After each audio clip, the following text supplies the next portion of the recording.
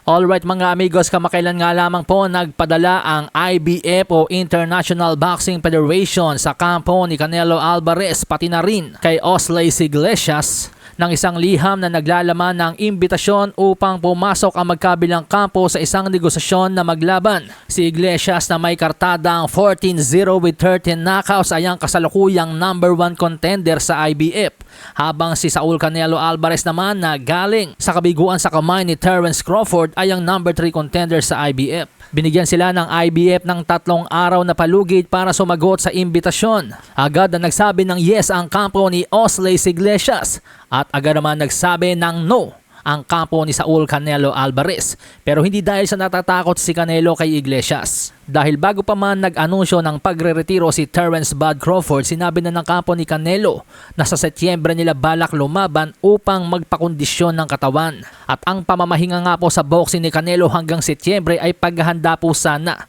sa kanilang rematch ni Crawford. Pero biglang nagretiro nga po itong si Crawford, kaya naman hindi pa natin ngayon alam kung sino ang tatargetin ni Canelo sa susunod. Sa kasalukuyan, number 2 contender po si Canelo sa WBA, number 1 naman po sa WBC at WBO.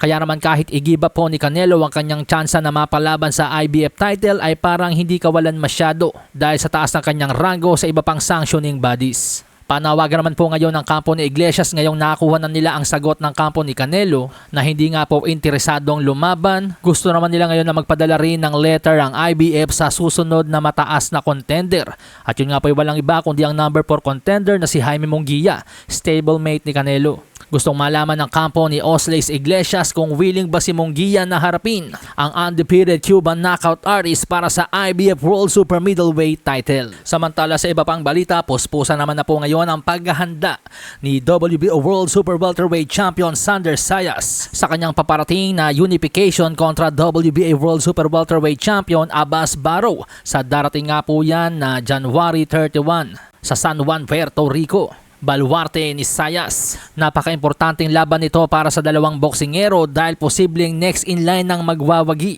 kay Virgil Ortiz Jr. at Jarron Boots Ennis. Ibig sabihin, big money fight po mga amigos.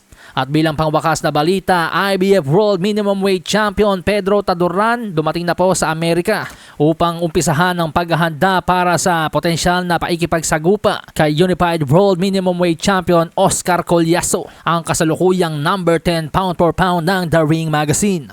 Malaking laban ito para sa ating kababayan kaya naman kinakailangan talaga ng mahaba at maayos na preparasyon. May mga balibalita na po na sa Marso ang kanilang bakbakan. Ng baraha, patunayan mo sa'kin ha. Sino man ang mabunot na kalaban, di ka tatakbo ha.